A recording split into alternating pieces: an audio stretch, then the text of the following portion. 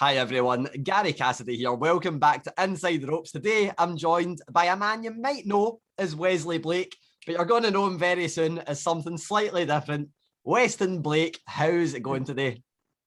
Oh, it's doing great, man. I'm blessed. The sun is shining. Oh, kind of. It's kind of wet over here, but I'm doing very well. We just celebrated Father's Day over here in America, and I got to spend time with the family and the kids and stuff like that. So I'm on cloud nine as of right now. Yeah, we'll get straight into it because that's one thing that I meant to mention. Well, it is Father's Day. I know you are a father. You've got kids with someone who fans will know if they know who she is. A former Tough Enough contestant as well. There's never a good time to be released or to, lose your job, but getting to spend some time with a young family might be one of the little silver linings. What's it been like? What have you been doing since, since getting released? Have you just been spending time with the family and, having conversations? What have you been doing to pass the time? So when I got released, that was one of the first things that came to my mind was my family, and just the reassurance of telling them that everything was going to be all right, that daddy or slash husband's going to keep working hard to provide the best life for them, and almost use this as a teaching and learning tool for my kids to show that when you have your mindset on a goal, and if it doesn't reach the potential that you want, you still keep going forward and you keep striving for your success and for your kind of greatness that you achieve with yourself. And with this, of course, with the pandemic and with me getting released, getting to spend time with my kids has been absolutely something that will always hold near and dear to my heart. I saw my 4-year-old, you just get to do like little things like potty training and stuff like that. And then, my 2-year-old, you got to get to be there for their first steps and, kind of hear them talk for the first time. And it's nice because when you get into this profession, you don't think that you're going to be home a lot just because of the stories and everything, kind of what you're getting into in the schedule that you're going to uphold. So it's just very nice. It's a breath of fresh air when you kind of get to do those sort of things and kind of get to spend a little bit more time with your wife and spend more time with your kids. And actually they enjoying you being home, and they don't, necessarily see you all the time, going back on the road or just knowing daddy from, two ships passing in the night type thing. So it's very nice that I got to have that bond and that kinship, just because from very early on, I was blessed with two parents that we raised a close family. I had 2 older brothers and a younger sister, and of course my mom and dad had a strong foundation. I saw my dad and my mom every day, and and I think that's what has a strong family niche right there. And so that's something that me and my wife have been working on with our kids, making sure they have that solid foundation and that mom and dad are there for them. Definitely. So that's a little bit of a silver lining, at least getting to spend time with them. I know that your 90-day non-compete, we're getting there. It's almost up. We're going to look back to that at the end. But I know you've done a few of these, little interviews and stuff. You've been doing media tours, getting the name back out there. I won't redress, I won't go back and ask, or hopefully won't ask too many things that you've been asked. Annoyingly, one of my colleagues took a wee question I wanted to ask about Jerry Lawler, but it was nice to read about it anyway. I want to ask about the most recent time that we've seen you. And it was, you didn't even have a match, as far as I know, while part of this faction. It was the Knights of the Lone Wolf with Baron Corbin, or King Corbin. Obviously, that came together, after the Forgotten Sons demise, and it seemed like it came together a little bit out of the blue for people watching. How was it for you? How did you find out about it, and how did you feel when it was pitched to you? So when the whole Jaxson Ryker tweet happened, and once we kind of were told, like, hey, they're not going to be using the Forgotten Sons anymore, that was actually one of the pitches that Steve and myself pitched towards creative, saying like, hey, we would like to be paired with Baron Corbin. We feel like we would add to his already heel persona, and we feel like we could get some miles out of him. It would just be kind of great interaction, and I think we can have fun working with him. because of course we've known him since NXT days, way back when. And so it was just something that we pitched. We didn't really pitch like the Knights of the Lone Wolf. We just kind of pitched like us being with him, just kind of throw stuff against the wall. And we found out that December of last year that we were finally going to get paired with them. And creative came with us with the look that they wanted. They wanted the clean shaved look. They wanted us with like the hoodies with suits and stuff like that. They wanted to go to like a more modern, athletic sports kind of entertainer look.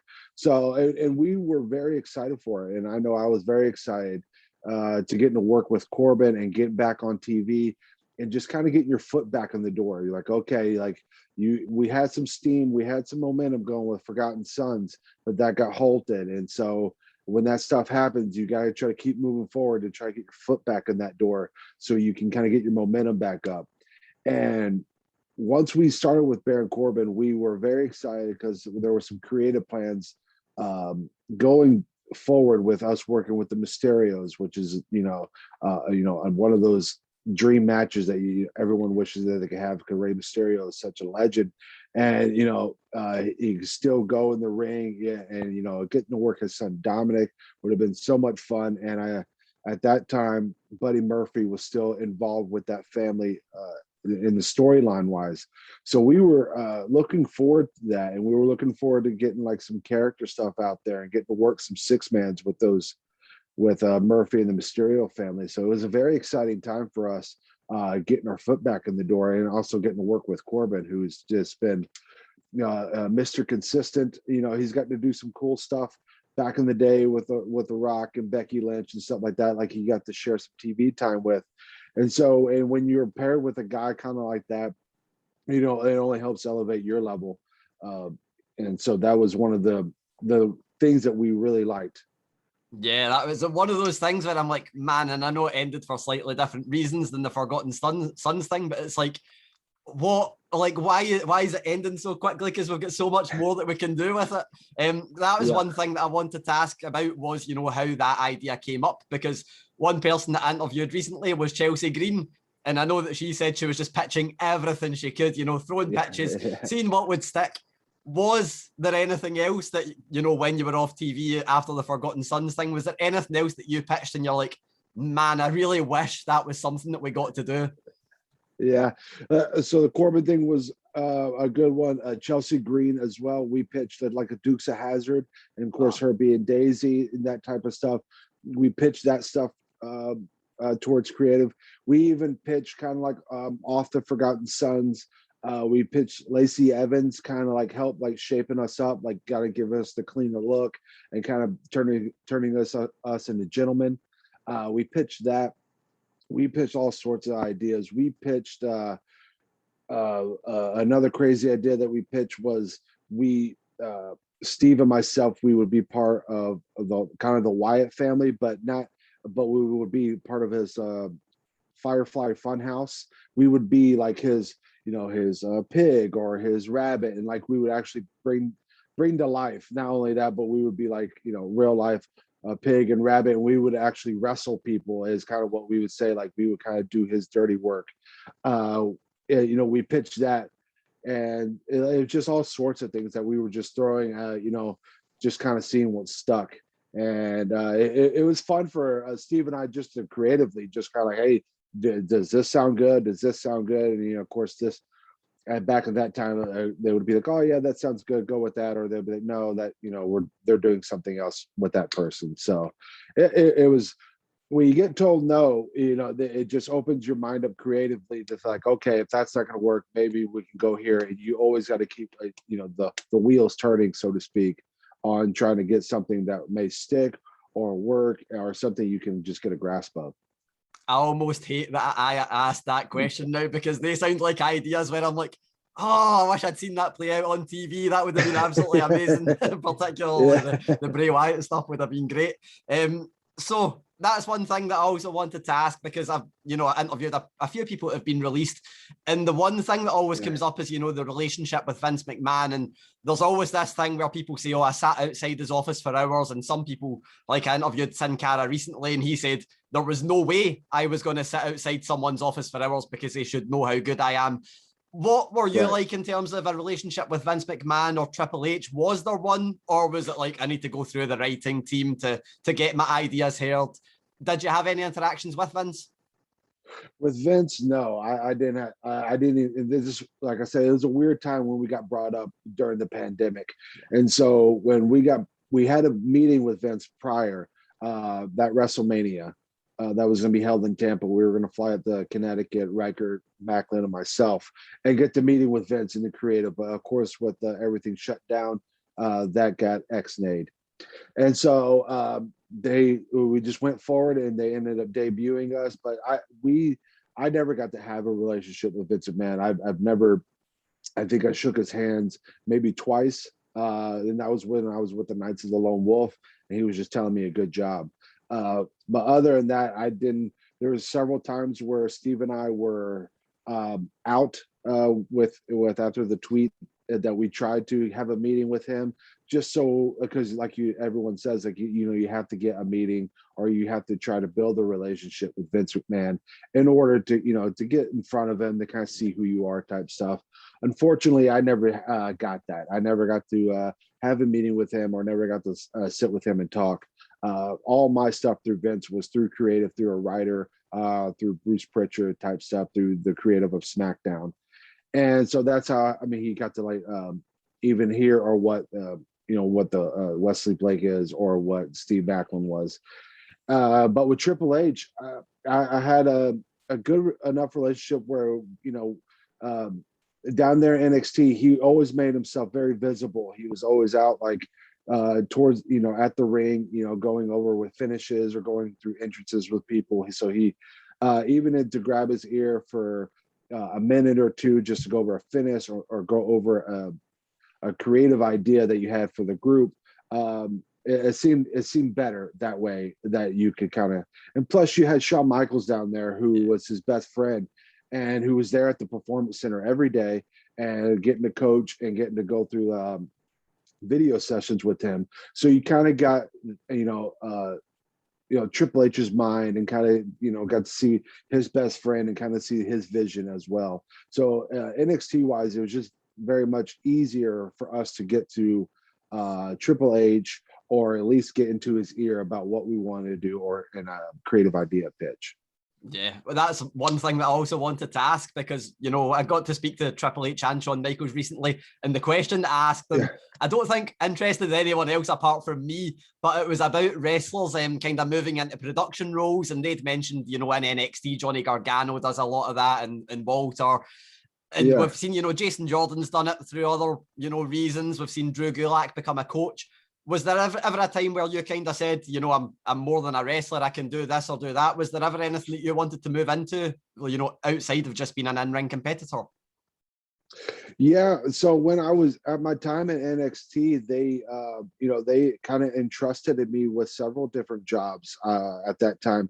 At one time there was a promo class, for NXT and for like the people coming up and people coming into the Performance Center, and they entrusted me and a couple other people to lead kind of like this promo class and lead them through exercises and hopefully get to where they feel more comfortable and stuff like that for about 3 or 4 months, because the writers at that time and the creative people, they were getting pulled from every which direction. So they needed a couple people that have been in NXT for a while to kind of just, help out. And I was more than happy to help whenever I could. So I did that. I helped with the promo classes for about 3 or 4 months there when stuff was getting crazy.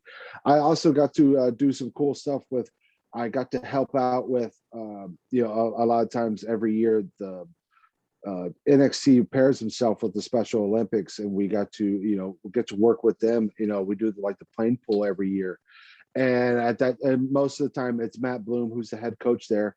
He, most of the time he runs everything. But at that time with NXT being on TV and everything like that, of course, he's another one wearing a lot of hats, getting pulled in every which direction. So he's another one that entrusted in me, like, hey, do you mind taking care of this for me, or kind of going with the Special Olympics, which I was more than happy to do. And so that was another cool aspect where I kind of got to do that as well. I got to be involved in that and kind of get to lead that, and it was just very much a lot of fun, and it's just cool that they entrusted in me to give in these roles and stuff like that. As far as coaching, I was with Terry Taylor and Shawn Michaels, and if they ever asked me like, hey, do you mind going to another class or helping out here, I always did. I was kind of one of their I would like to say a go-to guy for just about anything and everything, whether it be setting up a ring, or whether it just be helping a guy out, or whether it just be working someone's first match at the Performance Center, and they could rely on someone communicating with them and making sure they are at ease of wrestling their first match and stuff like that. And so I got to do a lot of cool things like that, where not only was I Wesley Blake, the WWE NXT superstar, that you see on TV, I got to do a lot of different activities and events for them, which was a lot of fun for me.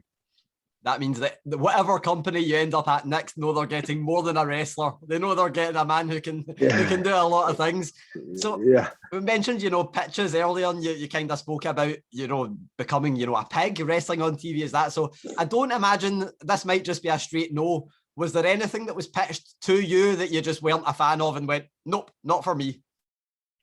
No, like I said, not a lot of stuff got pitched my way. It was actually the opposite. I pitched a lot of stuff, and it kind of came back.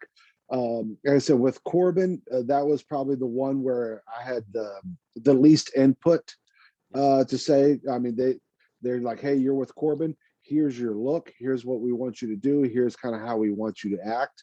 And of course, like I said, I was just at that time, I just kind of want to put my foot in the door type thing. And so I was just kind of like, I'll do whatever you need, or never worry you to ask. Because I remember I even talked to Daniel Bryan about it a little bit when we were there. And, he even brought up and said, hey, do you think y'all could do even make this a comedy type thing? And Steve and I, we were more than hesitant. I was like, whatever y'all want, whatever y'all see the Knights of the Lone Wolf being, I think we could be. And so if y'all wanted us to be comedy and kind of Corbin the more serious, we can do that. Fortunately, we didn't know that got to play out like that. But I would say Knights of the Lone Wolf was probably like the least input I had on a character or something like that. But most of the other times when you do pitches, you're doing pitches to kind of, for yourself and kind of what you see yourself as, kind of a character that you're going to come up with. So Steve and myself with the Forgotten Sons, I mean, we had a pretty clear idea of what we wanted and kind of the tone and the theme that we wanted for our tag team. And then WWE or the NXT creative would just kind of sprinkle their stuff that they wanted. And, they would kind of just they would work with us in a way to where we kind of got both sides happy. Yeah, I'm thinking that as a man who's been, you've been a cowboy and you were in, the Blake and Murphy stuff. You seem like a man who would just do, whatever that they throw your way and then just try and make the most of it. Before we move on to, the kind of quick fire stuff, I've got two final questions. One of them is that, you mentioned that you almost worked with Rey Mysterio, but you'd been paired with Alexa Bliss, Baron Corbin, a lot of massive names. Who is the person in WWE that you learned the most from, whether it's someone you were paired with, on screen, or someone that you just were with backstage? Oh man, there is a plethora of people that I learned from, whether it be in the ring or outside the ring, like whether promo wise or whatever. Like I said, with Alexa, I got to get paired with her down in NXT, which I think helped transfer her, because at that time she was a Sparkle Princess, and then she kind of got in there, and they liked the attitude change with that. I got to work with some great talents. Shinsuke Nakamura, who was one of the greatest coming out of Japan and now in the world. I'll never forget. He just had his debut. This is when I knew that Shinsuke was kind of like a next level star. So he just had his debut match with Sami Zayn at TakeOver Dallas, And the next morning was a WrestleMania Access, and I don't know if people don't know what that is, but it's basically WrestleMania Access is kind of like you get to go in, and WWE kind of opens its door to the warehouse wherever it is, and you can kind of go see merchandise. You get to go see old stuff, but not only that, you get to kind of see matches. And at that time, NXT put on like just exhibition matches and stuff like that. And so he just had this killer match with Sami Zayn. And then me and him were scheduled to do a match the next day. I want to say that Saturday morning, for access at 8:00 in the morning. So this guy just went out, killed it, and then he had to wake up at 6:00 in the morning to get shuttled over to WrestleMania Access. And at 8:00 in the morning, there's not a lot of people there, and they're just kind of like floundering and looking around and stuff like that. And I'll never forget, because I was in the ring and his music hits. And I just remember looking out, and people at merchandise and stuff just drop their stuff and just come in waves towards the ring, where I swear everyone in Access heard that music and they wanted to go see Shinsuke Nakamura. And it was just a cool moment in time where I was like, oh, wow. And I cherish it. And what's great is that he helped me out so much in and outside the ring, and with stuff like just presentation wise, moves, and just kind of like how he set things up. He was a great one. There's several other people. Tyler Breeze is another one that even when I first got there, just helped me build confidence and stuff like that, and wrestle how I wanted to wrestle. I would say, man, you got people like Dax Hardwood and Cash Wheeler. We were all kind of coming up in the tag division at the same time, and we got to work those guys on live events quite a bit. But we got to learn a lot with tag team and chemistry and stuff like that. So that was they were another team that that I learned quite a bit from. Sean Spears, I got to work with a lot on live events, and I also got to do one of my favorite matches before Brooklyn 2. That's when I first found out that I was becoming a father before that match. And so it holds a special place in my heart just with that. And Sean Spears is very, he's been in the wrestling business for now over, I want to say 20 years or so, or right up there. And, just to his knowledge and of getting to hear stories of when he was back in FCW and his kind of coming up and kind of his perception of the business. Finn Balor, another one. Finn Balor, Samoa Joe, having those two guys in the locker room. I mean, just being under that knowledge tree of them, just kind of getting to tell stories and telling, kind of their perception of the business and what they thought. Bobby Roode, another one that that you kind of connected to where you would get to talk to and stuff like that. There's just so much more. So many talented people, even people they brought in just for. Tommy Dreamer that they brought in for a little bit down in NXT, Rhino and stuff. They brought down in NXT for a little bit. Pac, I got to wrestle Pac a couple of times, and he was probably one of my favorite opponents to wrestle. I mean, the guy can just do literally anything and everything in the ring, and and all his stuff looks so good, and just like his thought and process of putting a match together. There's just so many talented people. Enzo and Cass, those two, it was just great. I mean, they were red hot in NXT at that time, and they really helped Murphy and myself propel to a heel, really quality heel team, and really get us generate a lot of heat for us at that time. Man, I'm pretty sure I'm leaving some people out right now because there's so much. But yeah, the great thing about when I was in NXT and even WWE is they bring in a lot of talent from all sorts of different cultures and different wrestling styles and stuff like that. So I kind of got to mix in with a little bit of everybody, whether it be live events or just sharing the locker room. And you just kind of get bits and pieces and stuff that you like from everybody, and then kind of mold it into your own. Most definitely. I love that you mentioned like essentially an NXT Hall of Fame there. But while you were doing that, I was half concentrating on the names, and the other half of my mind was thinking of how good would an FTR versus Blake and Murphy match be elsewhere now. I was like, that would just be a great match. So that's the possibilities that right now that can be presented, down the road. Obviously Murphy got released, and which is very sad to hear. He's a super talented athlete and stuff like that. But yeah, it opens those doors now. Because that was we had a couple of dark matches on NXT where both teams were kind of getting looked at, to kind of see who's going to get put on TV. And now with, the way things are and the way, with FTR, they got to, propel into and to tag wrestling, and Murphy and we kind of got separated, and which I feel like we still have a lot of a lot to give in the tag team wrestling world with Murphy and myself. And even Steve or Forgotten Sons type reunion where it could be Steve and myself working a couple of other people as well.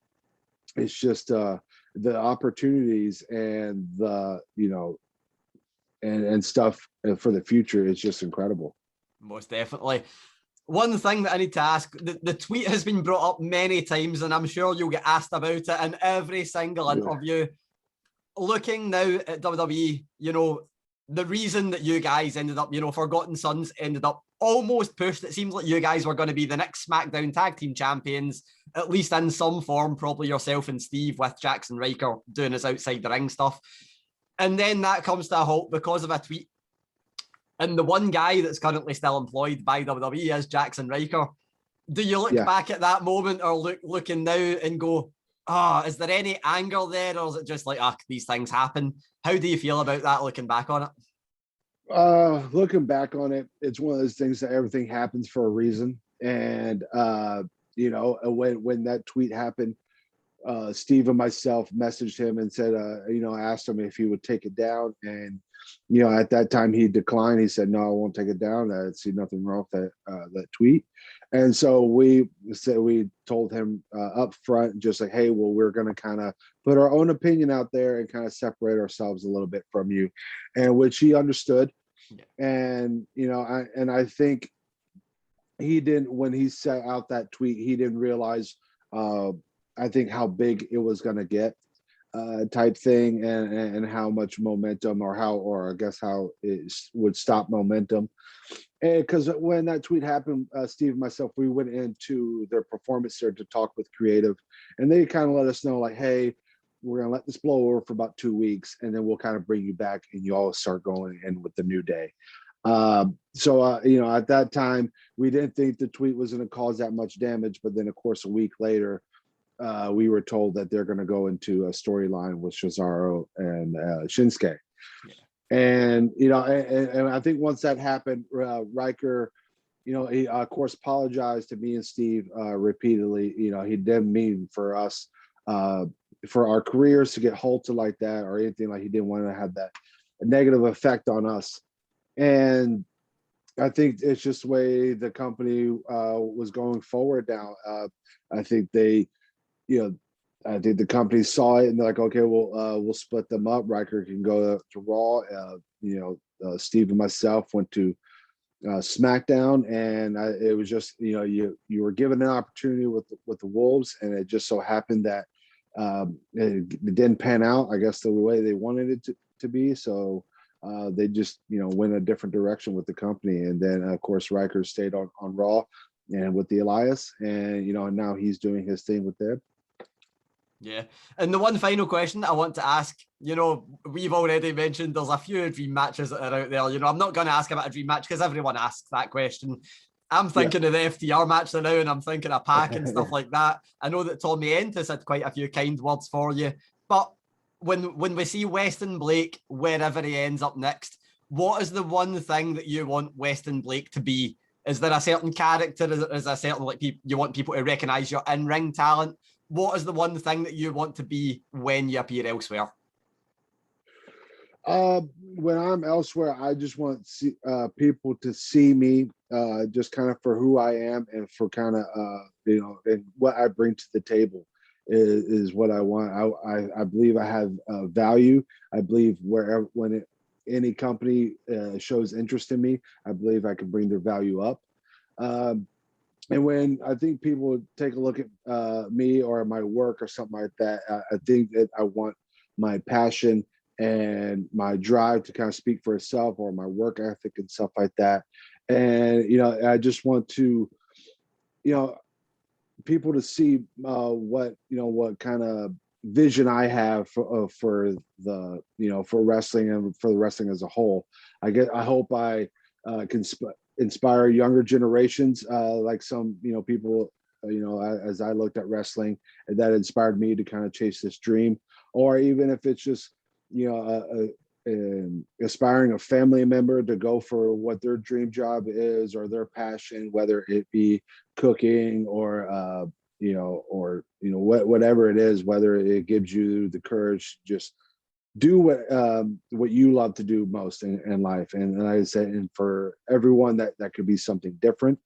And, and just, I want to bring just a sense of pride and with my career and how I came up with, coming up through the funks and stuff like that. It's kind of, I have that name attached to me. And so you always want to do well by the name, and you always want to, hold that up to the highest regards. And so you always want to have that honor, and always want to, do best for the name and stuff like that, and hopefully keep that legacy going on with my name as well.